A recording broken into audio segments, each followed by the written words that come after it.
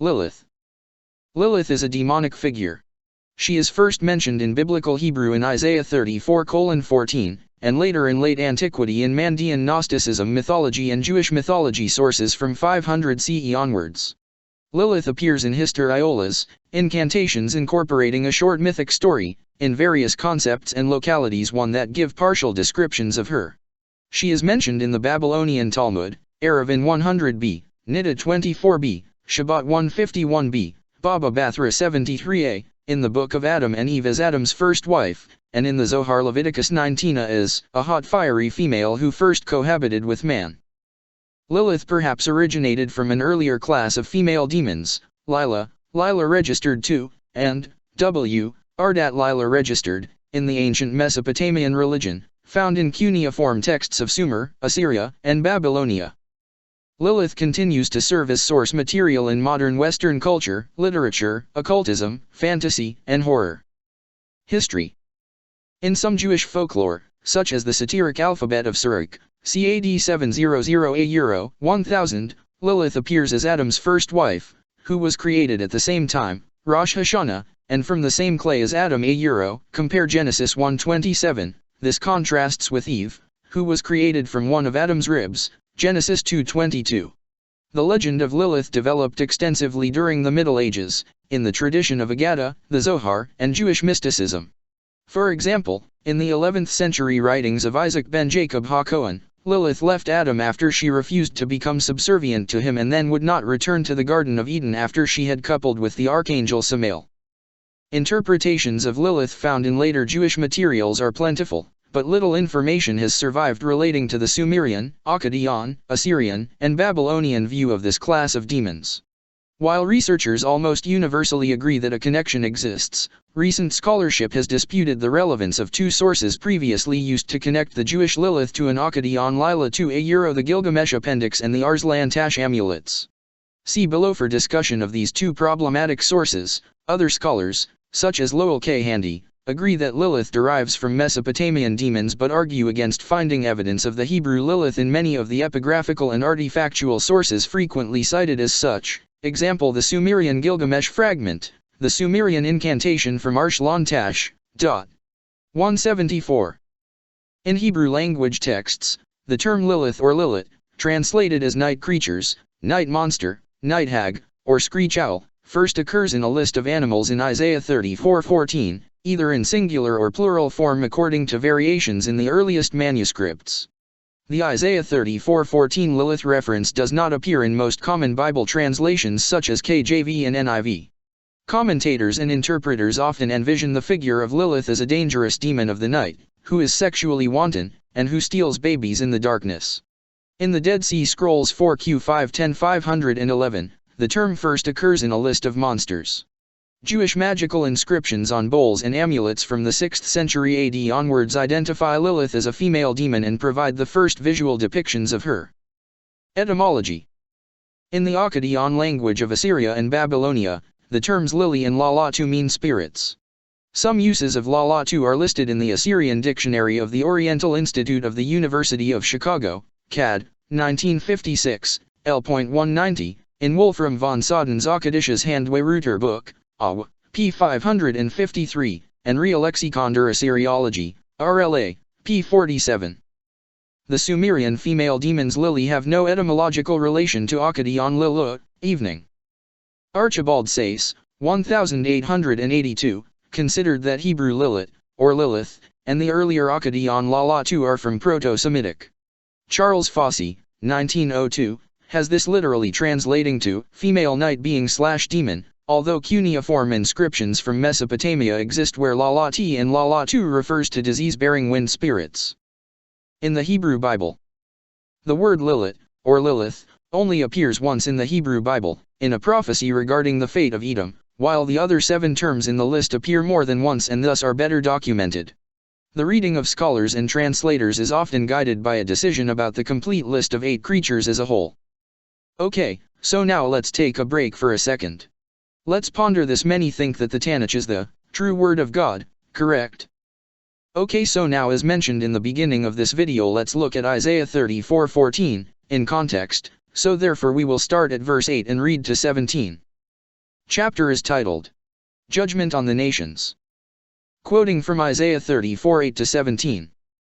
Isa 34:8a For it is the day of the vengeance of Yahweh, the year of recompense for the cause of Tzion. Isa 34:9a And its streams shall be turned into tar, and its dust into sulfur, and its land shall become burning tar. Isa 34:10a That is not quenched night or day, its smoke going up forever. From generation to generation it lies waste, no one passes through it forever and ever. Isa 34:11a So that the pelican and the porcupine possess it, also the owl and the raven dwell in it. And he shall stretch out over it the line of formlessness and stones of emptiness. Isa 34:12a Its caves, with no one in them, is called a rain, but all its rulers have vanished. Isa 34:13a And thorns shall come up in its palaces, nettles and brambles in its strongholds. And it shall be a home for jackals, a courtyard for ostriches. Isa 34:14a And the wild beasts of the desert shall also meet with the jackals, and the shaggy goat call to its companion. The night creature shall also settle there, and shall find for herself a place of rest. Isa 34:15a The arrow snake shall nest there, and lay eggs and hatch, and gather them under her shadow. There too the vultures shall gather, each with its mate. Isa 34:16a Search from the book of Yahweh, and read, not one of these shall be missing, not one shall be without a mate, for he has commanded my mouth. And his spirit shall gather them. Isa 34:17a And he shall cast the lot for them, and his hand shall divide it among them with a measuring line. They possess it forever, from generation to generation they dwell in it. Okay, so now this sounds to me as when the judgment of the nations comes, that earth will be a desolate realm, and the wild beasts, notice it says plural more than one, of the desert, shall also meet with the jackals, plural, and the, meaning one shaggy goat call to its companion. Now let's pause. The shaggy goat, and shall find for herself a place of rest. Excuse me for a second, but isn't there a goat in other, older mythologies? One's written in stone.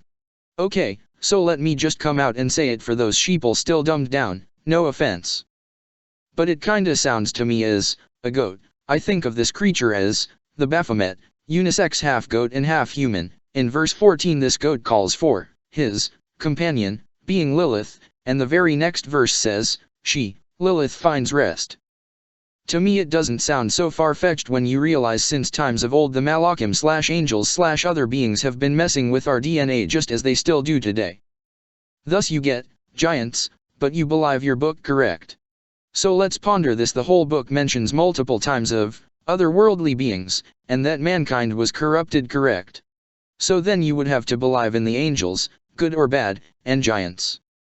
So when looking at the actual text, it says in the Hebrew text 34:14 And shall meet wildcats with jackals. The goat he calls his fellow Lilith, she rests and she finds rest. 34:15 There she shall nest the great owl, and she lays eggs, and she hatches, and she gathers under her shadow, hawks, kites, gleeds also they gather, every one with its mate.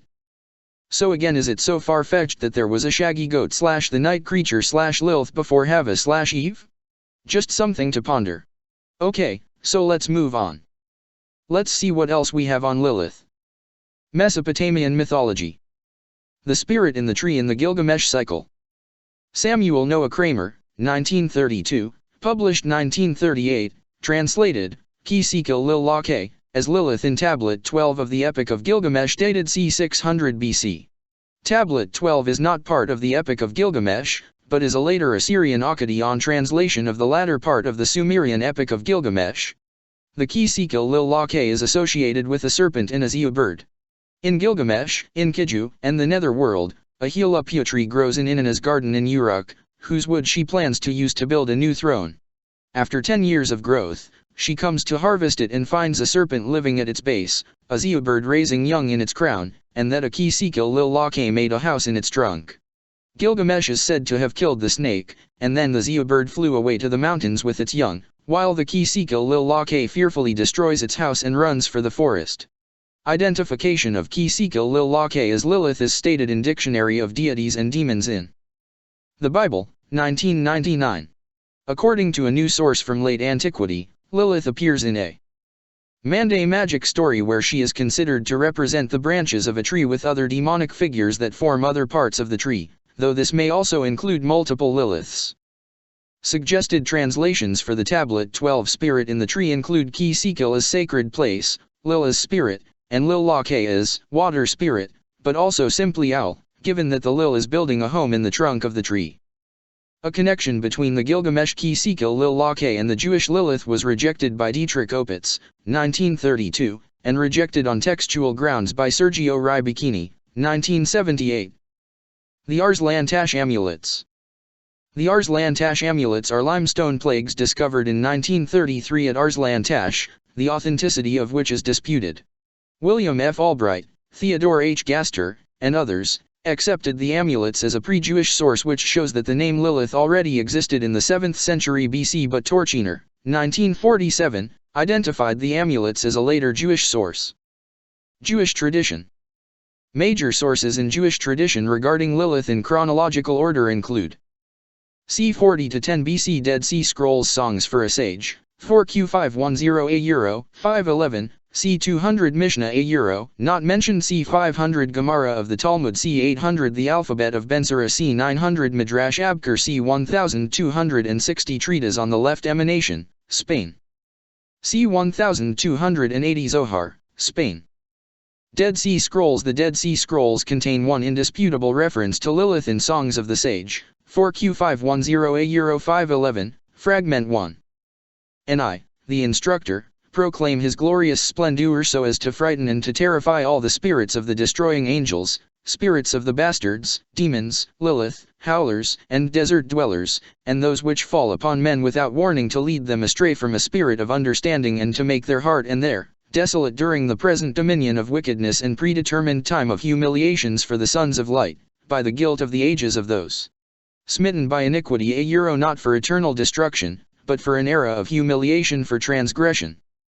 Photographic reproduction of the Great Isaiah Scroll, which contains a reference to plural Liliat as with the Masoretic text of Isaiah 34:14, and therefore unlike the plural Liliat, or Liliath, in the Isaiah Scroll 34:14, Lilith in 4Q510 is singular. This liturgical text both cautions against the presence of supernatural malevolence and assumes familiarity with Lilith, distinct from the biblical text. However, this passage does not function under any socio-political agenda, but instead serves in the same capacity as an exorcism, 4Q560, and songs to disperse demons, 11Q11. The text is thus, to a community deeply involved in the realm of demonology, an exorcism hymn. Joseph M. Baumgarten, 1991, identified the unnamed woman of the seductress, 4Q184, as related to female demon. However, John J. Collins regards this identification as intriguing, but that it is safe to say that 4Q184 is based on the strange woman of Proverbs 2, 5, 7, 9. Her house sinks down to death, and her course leads to the shades. All who go to her cannot return and find again the paths of life. A euro per thousand. Proverbs 2:18-19. Her gates are gates of death, and from the entrance of the house she sets out towards Sheol. None of those who enter there will ever return, and all who possess her will descend to the pit. A euro per thousand. 4Q184. Early rabbinic literature. Lilith does not occur in the Mishnah. There are 5 references to Lilith in the Babylonian Talmud and Gemara on 3 separate tractates of the Mishnah. Rav Judah, citing Samuel, ruled, if an abortion had the likeness of Lilith, its mother is unclean by reason of the birth, for it is a child even if it has wings. Babylonian Talmud on Tractate Niddah 24b, expounding upon the curses of womanhood in a Baratha, it was taught, women grow long hair like Lilith, sit when urinating like a beast, and serve as a bolster for her husband. Babylonian Talmud on Tractate Eruvin 100b, for Jira he should take an arrow of Lilith and place it point upwards and pour water on it and drink it. Alternatively he can take water of which a dog has drunk at night, but he must take care that it has not been exposed. Babylonian Talmud, Tractate Gittin 69b. In this particular case, the arrow of Lilith is most probably a scrap of meteorite or a fulgurite, colloquially known as petrified lightning, and treated as antipyretic medicine. Rabbah said, I saw how Horman the son of Lilith was running on the parapet of the wall of Mahuza, and a rider, galloping below on horseback, could not overtake him. Once they saddled for him 2 mules which stood on 2 bridges of the Rognig, and he jumped from one to the other, backward and forward, holding in his hands 2 cups of wine, pouring alternately from one to the other, and not a drop fell to the ground. Babylonian Talmud, Tractate Bava Bathra 73a and b. Horman, who is mentioned here as the son of Lilith, is most probably a result of a scribal error of the word Hormizd attested in some of the Talmudic manuscripts. The word itself in turn seems to be a distortion of Ormizd, the Zendavestan deity of light and goodness. If so, it is somewhat ironic that Ormizd becomes here the son of a nocturnal demon. R. Hanina said, "One may not sleep in a house alone in a lonely house, and whoever sleeps in a house alone is seized by Lilith." Babylonian Talmud on Tractate Shabbath 151b. The above statement by Hanina may be related to the belief that nocturnal emissions engendered the birth of demons. R. Jeremiah B. Eliezer further stated, "In all those years 130 years after his expulsion from the Garden of Eden, during which Adam was under the ban, he begot ghosts and male demons and female demons or night demons, for it is said in Scripture, and Adam lived 130 years and begot a son in own likeness, after his own image, from which it follows that until that time he did not beget after his own image. When he saw that through him death was ordained as punishment, he spent 130 years in fasting, severed connection with his wife for 130 years, and wore clothes of fig on his body for 130 years.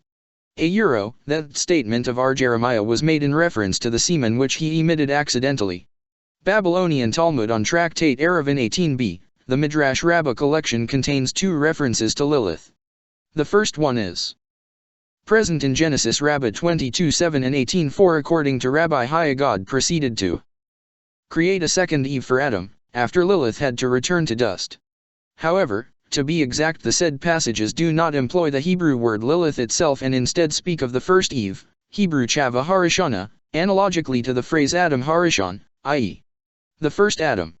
Although in the medieval Hebrew literature and folklore, especially that reflected on the protective amulets of various kinds, Chava Harishana was identified with Lilith, one should remain careful in transposing this equation to the late antiquity. The second mention of Lilith, this time explicit, is present in Numbers Rabbah 16:25. The Midrash develops the story of Moses' plea after God expresses anger at the bad report of the spies. Moses responds to a threat by God that he will destroy the Israelite people. Moses pleads before God that God should not be like Lilith, who kills her own children.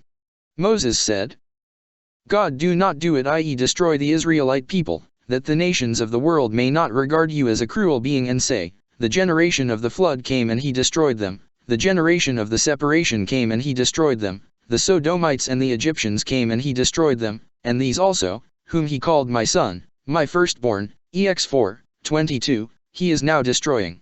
As that Lilith who, when she finds nothing else, turns upon her own children, so because the Lord was not able to bring this people into the land, he hath slain them." Number 14:16. Incantation bowls. Incantation bowl with an Aramaic inscription around a demon, from Nippur, Mesopotamia, 6th-7th century. An individual Lilith, along with Bagdana, king of the Liliths, is one of the demons to feature prominently in protective spells in the 80 surviving Jewish occult incantation bowls from Sassanid Empire Babylon, 4th-6th century AD, with influence from Iranian culture. These bowls were buried upside down below the structure of the house or on the land of the house, in order to trap the demon or demoness. Almost every house was found to have such protective bowls against demons and demonesses. The center of the inside of the bowl depicts Lilith, or the male form, Lilith. Surrounding the image is writing in spiral form. The writing often begins at the center and works its way to the edge. The writing is most commonly scripture or references to the Talmud. The incantation bowls which have been analyzed are inscribed in the following languages: Jewish, Babylonian, Aramaic, Syriac, Mande, Middle Persian, and Arabic. Some bowls are written in a false script which has no meaning. The correctly worded incantation bowl was capable of warding off Lilith or Lilith from the household.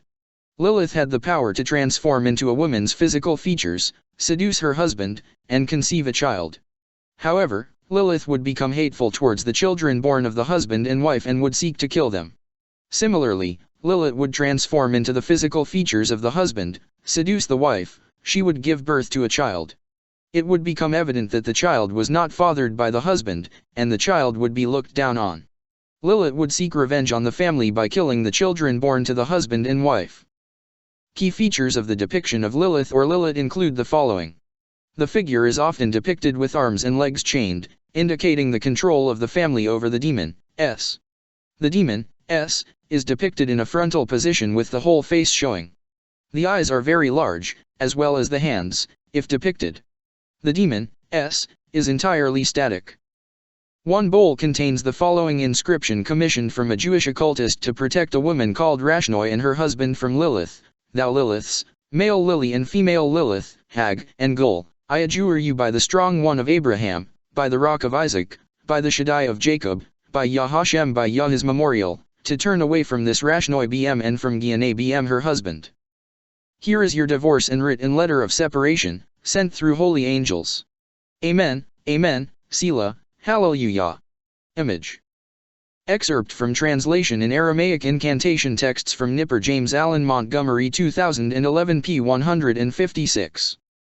Next let's look at the alphabet of Ben-Sira. The pseudepigraphical 8th-10th centuries alphabet of Ben-Sira is considered to be the oldest form of the story of Lilith as Adam's first wife. Whether this particular tradition is older is not known. Scholars tend to date the alphabet between the 8th and 10th centuries AD. The work has been characterized as satirical. In the text an amulet is inscribed with the names of 3 angels, Sinoi, Sanzinoi, and Semengaloth, and placed around the neck of newborn boys in order to protect them from the Lilan until their circumcision. The amulets used against Lilith that were thought to derive from this tradition are, in fact, dated as being much older. The concept of Eve having a predecessor is not exclusive to the alphabet, and is not a new concept, as it can be found in Genesis Rabbah. However, the idea that Lilith was the predecessor may be exclusive to the alphabet. The idea in the text that Adam had a wife prior to Eve may have developed from an interpretation of the book of Genesis and its dual creation accounts. While Genesis 2:22 describes God's creation of Eve from Adam's rib, an earlier passage, 1:27, already indicates that a woman had been made. So God created man in his own image, in the image of God created he him, male and female created he them. The alphabet text places Lilith as creation after God's words in Genesis 2:18 that, it is not good for man to be alone. In this text God forms Lilith out of the clay from which he made Adam, but she and Adam bicker. Lilith claims that since she and Adam were created in the same way they were equal, and she refuses to submit to him. After God created Adam, who was alone, he said, it is not good for man to be alone. He then created a woman for Adam, from the earth, as he had created Adam himself, and called her Lilith. Adam and Lilith immediately began to fight. She said, I will not lie below, and he said, I will not lie beneath you, but only on top. For you are fit only to be in the bottom position, while I am to be the superior one. Lilith responded, we are equal to each other inasmuch as we were both created from the earth. But they would not listen to one another. When Lilith saw this, she pronounced the ineffable name and flew away into the air. Adam stood in prayer before his Creator, Sovereign of the universe. He said, the woman you gave me has run away. At once, the Holy One, blessed be he, sent these 3 angels Sinoi, Sanzinoi, and Semengaloth, to bring her back. Said the Holy One to Adam, if she agrees to come back, what is made is good. If not, she must permit 100 of her children to die every day. The angels left God and pursued Lilith, whom they overtook in the midst of the sea, in the mighty waters, wherein the Egyptians were destined to drown. They told her God's word, but she did not wish to return. The angels said, we shall drown you in the sea. Leave me, she said. I was created only to cause sickness to infants. If the infant is male, I have dominion over him for 8 days after his birth, and if female, for 20 days. When the angels heard Lilith's words, they insisted she go back. But she swore to them by the name of the living and eternal God, whenever I see you or your names or your forms in an amulet, I will have no power over that infant. She also agreed to have 100 of her children die every day. Accordingly, every day 100 demons perish, and for the same reason, we write the angels' names on the amulets of young children. When Lilith sees their names, she remembers her oath, and the child recovers. The background and purpose of the alphabet of Ben-Sira is unclear. It is a collection of stories about heroes of the Bible and Talmud. It may have been a collection of folk tales, a refutation of Christian, Karaite, or other separatist movements. Its content seems so offensive to contemporary Jews that it was even suggested that it could be an anti-Jewish satire, although, in any case, the text was accepted by the Jewish mystics of medieval Germany. In turn, other scholars argue that the target of the alphabet's satire is very difficult to establish exactly because of the variety of the figures and values ridiculed therein. Criticism is actually directed against Adam, who turns out to be weak and ineffective in his relations with his wife. Apparently, the first man is not the only male figure who is mocked. Even God cannot subjugate Lilith and needs to ask his messengers, who only manage to go as far as negotiating the conditions of the agreement. Adam clutches a child in the presence of the child snatcher Lilith. Fresco by Filippino Lippi, Basilica of Santa Maria Novella, Florence. The alphabet of Bensera is the earliest surviving source of the story, and the conception that Lilith was Adam's first wife became only widely known with the 17th-century lexicon Talmudicum of German scholar Johannes Buxtorf. In this folk tradition that arose in the early Middle Ages, Lilith, a dominant female demon, became identified with Asmodeus, king of demons, as his queen.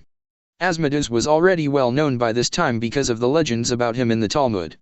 Thus, the merging of Lilith and Asmodeus was inevitable. 64 The second myth of Lilith grew to include legends about another world, and by some accounts this other world existed side by side with this one. Jenwelt is Yiddish for this described other world. In this case, Asmodeus and Lilith were believed to procreate demonic offspring endlessly and spread chaos at every turn. Two primary characteristics are seen in these legends about Lilith. Lilith is the incarnation of lust, causing men to be led astray, and Lilith is a child-killing witch, who strangles helpless neonates. These two aspects of the Lilith legend seem to have evolved separately. There is hardly a tale where she encompasses both roles. But the aspect of the witch-like role that Lilith plays broadens her archetype of the destructive side of witchcraft. Such stories are commonly found among Jewish folklore. The influence of the rabbinic traditions. Although the image of Lilith of the alphabet of Bensera is unprecedented, some elements in her portrayal can be traced back to the Talmudic and Midrashic traditions that arose around Eve. First and foremost, the very introduction of Lilith to the creation story rests on the rabbinic myth, prompted by the two separate creation accounts in Genesis 1:1 through 2:25, that there were two original women.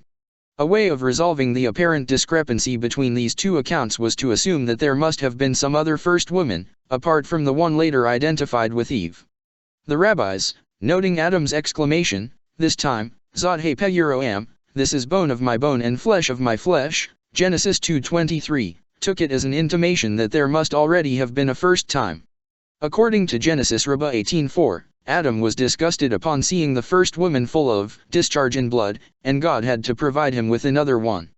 The subsequent creation is performed with adequate precautions. Adam is made to sleep, so as not to witness the process itself, Sanhedrin 39a, and Eve is adorned with fine jewelry, Genesis Rabbah 18:1, and brought to Adam by the angels Gabriel and Michael. Ibid 18:3. However, nowhere do the rabbis specify what happened to the first woman, leaving the matter open for further speculation. This is the gap into which the later tradition of Lilith could fit. Second, this new woman is still met with harsh rabbinic allegations. Again playing on the Hebrew phrase Zot he Peguroam, Adam, according to the same Midrash, declares, "It is she Zot who is destined to strike the Belzog and to speak in strife against me," as you read, "A golden bell Peguroamon and a pomegranate," Exodus 28:34, "It is she who will trouble me Mepheguroam to me all night," Genesis Rabbah 18:4. The first woman also becomes the object of accusations ascribed to Rabbi Joshua of Seeknon, according to whom Eve, despite the divine efforts, turned out to be swelled-headed, coquette, eavesdropper, gossip, prone to jealousy, light-fingered, and gadabout, Genesis Rabbah 18:2. A similar set of charges appears in Genesis Rabbah 17:8, according to which Eve's creation from Adam's rib rather than from the earth makes her inferior to Adam and never satisfied with anything. Third, and despite the terseness of the biblical text in this regard, the erotic iniquities attributed to Eve constitute a separate category of her shortcomings. Told in Genesis 3:16 that, "Your desire shall be for your husband," she is accused by the rabbis of having an overdeveloped sexual drive, Genesis Rabbah 27, and constantly enticing Adam, Genesis Rabbah 23:5. However, in terms of textual popularity and dissemination, the motif of Eve copulating with the primeval serpent takes priority over her other sexual transgressions. Despite the rather unsettling picturesqueness of this account, it is conveyed in numerous places, Genesis Rabbah 18:6, and Bt Sodan 9b, Shabbat 145ba Euro 146a and 156a, Yevamot 103b and Avidas Era 22b. Now let's pause for a minute. Let's sit and ask ourselves, why do the Jewish people who are supposed to be God's people practice Kabbalah? Jewish mysticism. Let's look at this for a minute. Kabbalah. Kabbalistic mysticism attempted to establish a more exact relationship between Lilith and God. With her major characteristics having been well developed by the end of the Talmudic period, after 6 centuries had elapsed between the Aramaic incantation texts that mention Lilith and the early Spanish Kabbalistic writings in the 13th century, she reappears, and her life history becomes known in greater mythological detail. Her creation is described in many alternative versions. One mentions her creation as being before Adam's, on the 5th day, because the living creatures with whose swarms God filled the waters included Lilith. A similar version, related to the earlier Talmudic passages, recounts how Lilith was fashioned with the same substance as Adam was, shortly before. A third alternative version states that God originally created Adam and Lilith in a manner that the female creature was contained in the male. Lilith's soul was lodged in the depths of the great abyss. When God called her, she joined Adam. After Adam's body was created, 1,000 souls from the left, evil, side attempted to attach themselves to him. However, God drove them off. Adam was left lying as a body without a soul. Then a cloud descended and God commanded the earth to produce a living soul. This God breathed into Adam, who began to spring to life, and his female was attached to his side. God separated the female from Adam's side.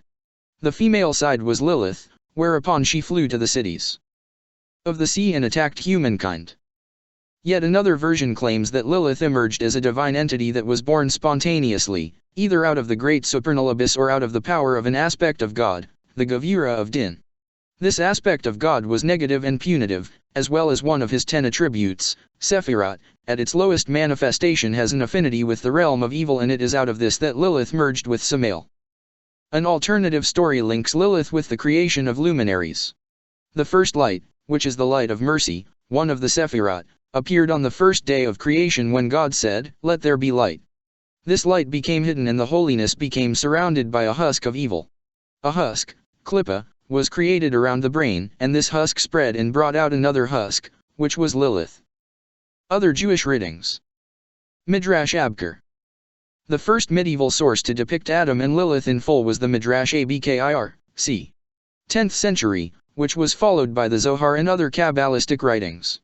Adam is said to be perfect until he recognizes either his sin or Cain's fratricide that is the cause of bringing death into the world. He then separates from Holy Eve, sleeps alone, and fasts for 130 years.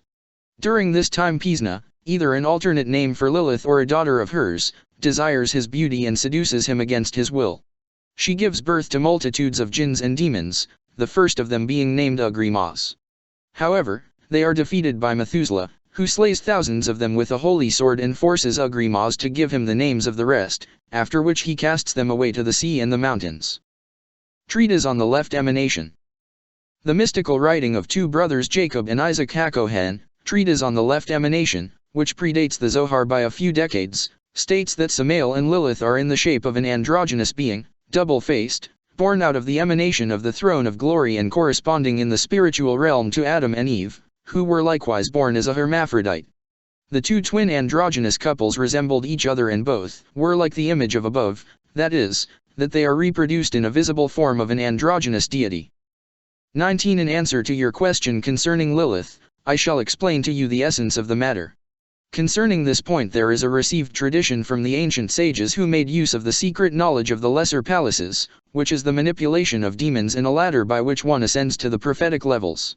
In this tradition it is made clear that Samael and Lilith were born as one, similar to the form of Adam and Eve who were also born as one, reflecting what is above. This is the account of Lilith which was received by the sages in the secret knowledge of the palaces. Another version that was also current among Kabbalistic circles in the Middle Ages establishes Lilith as the first of Samael's 4 wives, Lilith, Nama, Eshet, and Agrat Bat Malat. Each of them are mothers of demons and have their own hosts and unclean spirits in no number. The marriage of Archangel Samael and Lilith was arranged by Blind Dragon, who is the counterpart of the dragon that is in the sea. Blind Dragon acts as an intermediary between Lilith and Samael. Blind dragon rides Lilith the sinful may she be extirpated quickly in our days, amen, and this blind dragon brings about the union between Samael and Lilith. And just as the dragon that is in the sea, Esad 27:1, has no eyes, likewise blind dragon that is above, in the likeness of a spiritual form, is without eyes, that is to say, without colors. Pattai 81:458, Samael is called the slant serpent, and Lilith is called the tortuous serpent. The marriage of Samael and Lilith is known as the angel Satan, or the other god, but it was not allowed to last. To prevent Lilith and Samael's demonic children Lilith from filling the world, God castrated Samael. In many 17th century Kabbalistic books, this seems to be a reinterpretation of an old Talmudic myth where God castrated the male Leviathan and slew the female Leviathan in order to prevent them from mating and thereby destroying the earth with their offspring. With Lilith being unable to fornicate with Samael anymore, she sought to couple with men who experience nocturnal emissions. A 15th or 16th century Kabbalah text states that God has cooled the female Leviathan, meaning that he has made Lilith infertile and she is a mere fornication. The Fall of Man by Cornelis van Haarlem, 1592, showing the serpent in the Garden of Eden as a woman. The treatise on the left emanation also says that there are two Liliths, the lesser being married to the great demon Asmodeus. The matron Lilith is the mate of Samael. Both of them were born at the same hour in the image of Adam and Eve, intertwined in each other. Asmodeus, the great king of the demons, has as a mate the lesser, younger, Lilith, daughter of the king whose name is Kafsphani. The name of his mate is Mehetabel, daughter of Matred, and their daughter is Lilith. Another passage charges Lilith as being a tempting serpent of Eve. And the serpent, the woman of harlotry, incited and seduced Eve through the husks of light, which in itself is holiness. And the serpent seduced holy Eve, and enough said for him who understands. And all this ruination came about because Adam the first man coupled with Eve while she was in her menstrual impurity. This is the filth and the impure seed of the serpent who mounted Eve before Adam mounted her. Behold, here it is before you, because of the sins of Adam the first man all the things mentioned came into being. For evil Lilith, when she saw the greatness of his corruption, became strong in her husks, and came to Adam against his will, and became hot from him and bore him many demons and spirits and Lilith. Pattai 81:455f. Zohar references to Lilith in the Zohar include the following. She roams at night, and goes all about the world and makes sport with men and causes them to emit seed. In every place where a man sleeps alone in a house, she visits him and grabs him and attaches herself to him and has her desire from him, and bears from him. And she also afflicts him with sickness, and he knows it not, and all this takes place when the moon is on the wane. This passage may be related to the mention of Lilith in Talmud Shabbath 151b, see above, and also to Talmud Eruvin 18b where nocturnal emissions are connected with the begettal of demons.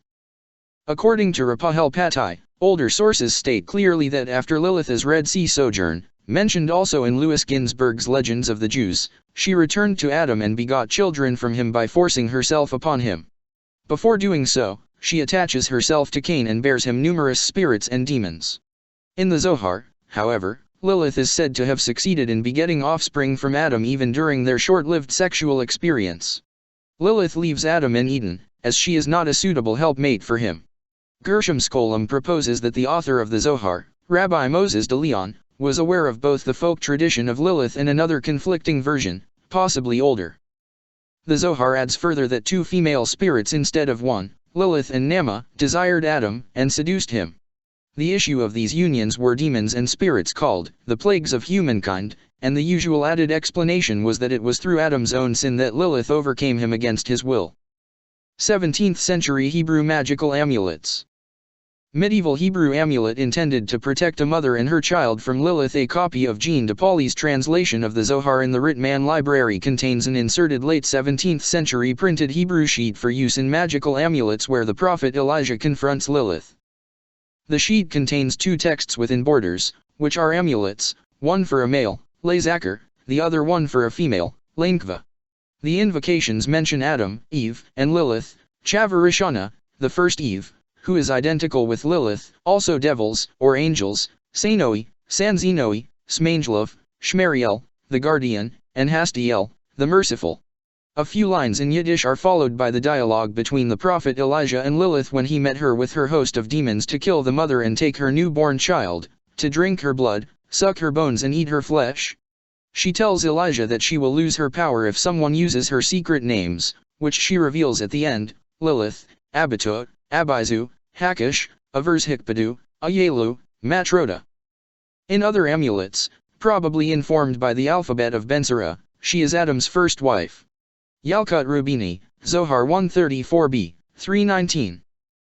Charles Richardson's dictionary portion of the Encyclopaedia Metropolitana appends to his etymological discussion of lullaby a manuscript note written in a copy of Skinner, i.e. Stephen Skinner's 1671 Etymologicon Lingua Anglicana, which asserts that the word lullaby originates from Lilu Abi, a Hebrew incantation meaning, Lilith begone, recited by Jewish mothers over an infant's cradle. Richardson did not endorse the theory, and modern lexicographers consider it a false etymology. Okay, so now let's look at other mythologies. Let's say the Greco-Roman mythology. In the Latin Vulgate book of Isaiah 34:14, Lilith is translated Lamia. According to Augustine Calmet, Lilith has connections with early views on vampires and sorcery. Some learned men have thought they discovered some vestiges of vampirism in the remotest antiquity, but all that they say of it does not come near what is related of the vampires. The Lamia, the Striga, the sorcerers whom they accused of sucking the blood of living people, and of thus causing their death, the magicians who were said to cause the death of newborn children by charms and malignant spells, are nothing less than what we understand by the name of vampires, even were it to be owned that these Lamia and Striga have really existed, which we do not believe can ever be well proved. I own that these terms Lamia and Striga are found in the versions of Holy Scripture. For instance, Isaiah, describing the condition to which Babylon was to be reduced after her ruin, says that she shall become the abode of satyrs, Lamia, and Striga, in Hebrew, Lilith. This last term, according to the Hebrews, signifies the same thing as the Greeks express by Strix and Lamia, which are sorceresses or magicians who seek to put to death newborn children. Whence it comes that the Jews are accustomed to write in the four corners of the chamber of a woman just delivered, Adam, Eve, begone from hence Lilith. The ancient Greeks knew these dangerous sorceresses by the name of Lamia, and they believed that they devoured children, or sucked away all their blood till they died. According to Sigmund Hurwitz, the Talmudic Lilith is connected with the Greek Lamia, who, according to Hurwitz, likewise governed a class of child-stealing Lamia demons. Lamia bore the title child killer and was feared for her malevolence, like Lilith. She has different conflicting origins and is described as having a human upper body from the waist up and a serpentine body from the waist down.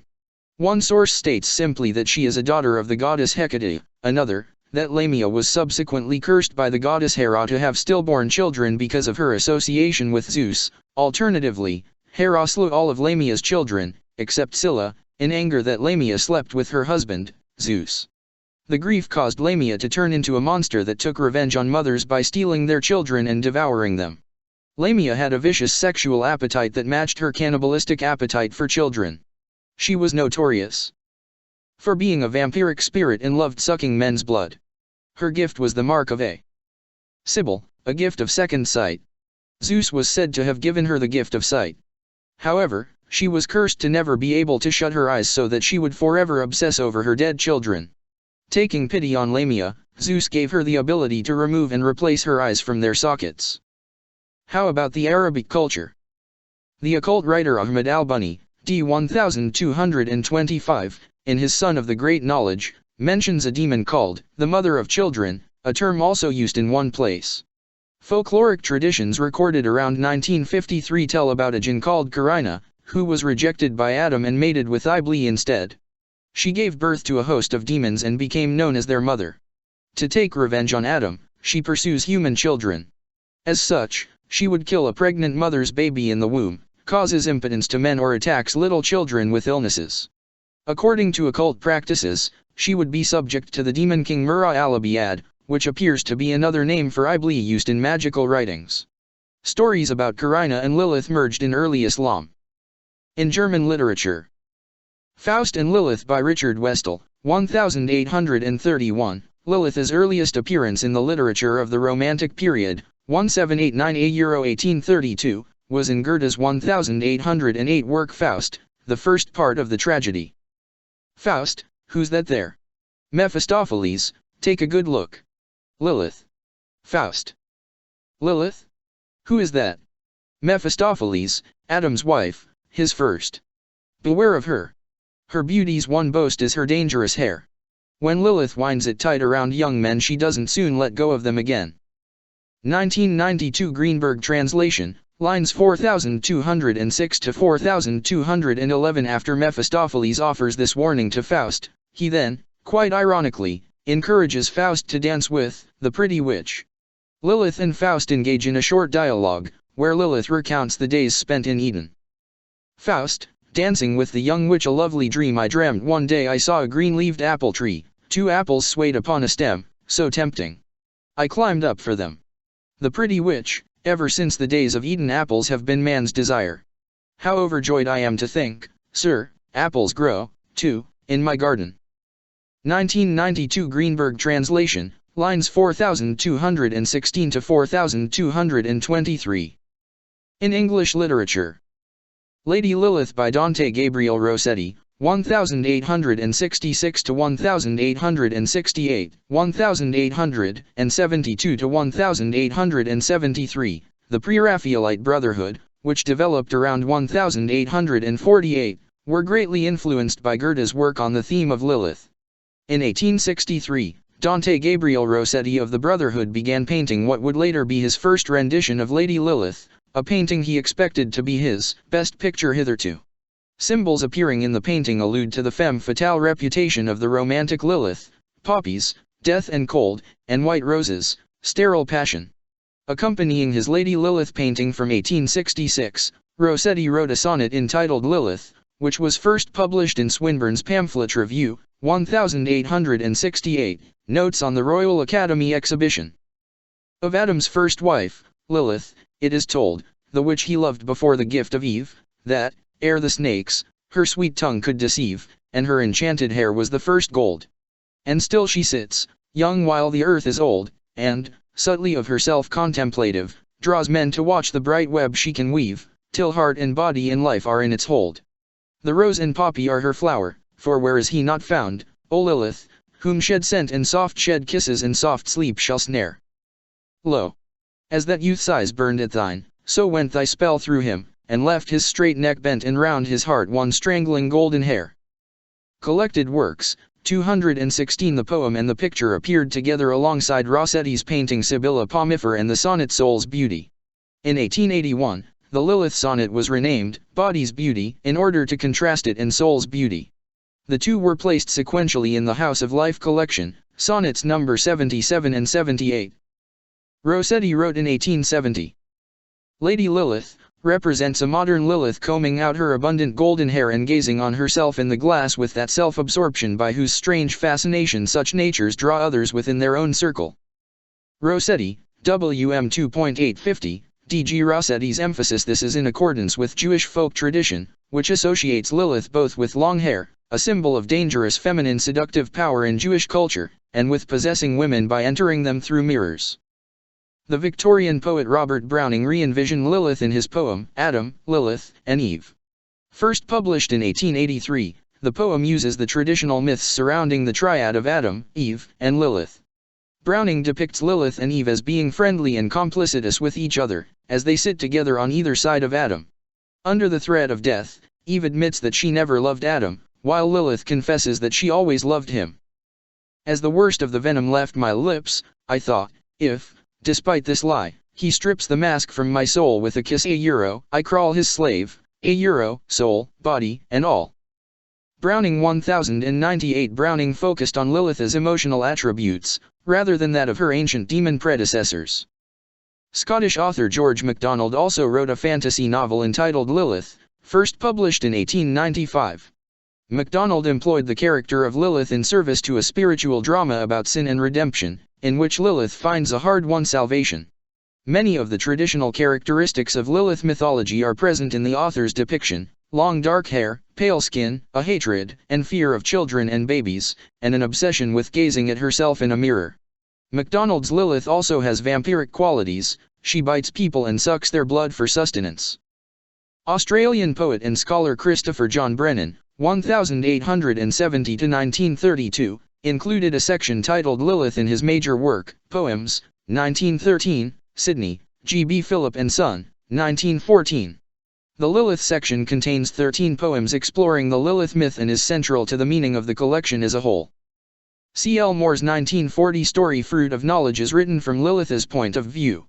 It is a retelling of the fall of man as a love triangle between Lilith, Adam, and Eve, with Eve's eating the forbidden fruit being in this version the result of misguided manipulations by the jealous Lilith, who had hoped to get her rival discredited and destroyed by God and thus regain Adam's love.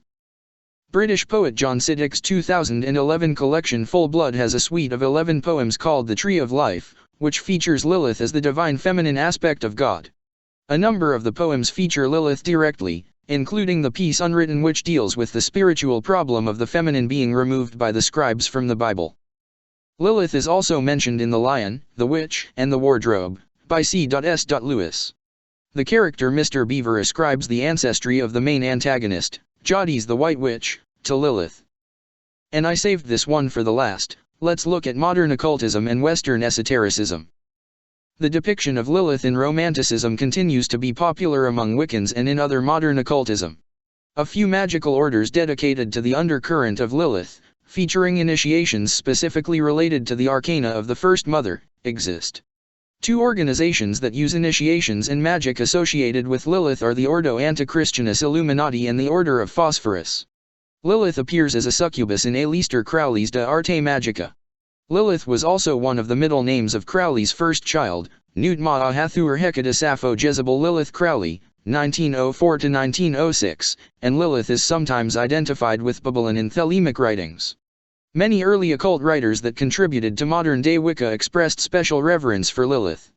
Charles Leland associated Aradia with Lilith. Aradia, says Leland, is Herodias, who was regarded in Strygeria folklore as being associated with Diana as chief of the witches. Leland further notes that Herodias is a name that comes from West Asia, where it denoted an early form of Lilith. Gerald Gardner asserted that there was continuous historical worship of Lilith to present day, and that her name is sometimes given to the goddess being personified in the coven by the priestess.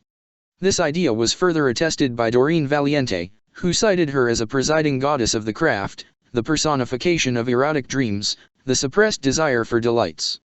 In some contemporary concepts, Lilith is viewed as the embodiment of the goddess, a designation that is thought to be shared with what these faiths believe to be her counterparts, Inanna, Ishtar, Asherah, Anath, and Isis.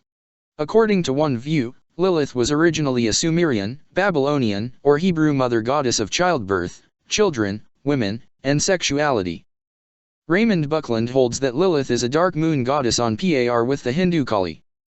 Many modern theistic Satanists consider Lilith as a goddess. She is considered a goddess of independence by those Satanists and is often worshipped by women, but women are not the only people who worship her. Lilith is popular among theistic Satanists because of her association with Satan. Some Satanists believe that she is the wife of Satan and thus think of her as a mother figure. Others base their reverence towards her based on her history as a succubus and praise her as a sex goddess. A different approach to a satanic Lilith holds that she was once a fertility and agricultural goddess. The Western mystery tradition associates Lilith with the Qliphoth of Kabbalah. Samael Onweir in the Pistis Sophia Unveiled writes that homosexuals are the henchmen of Lilith.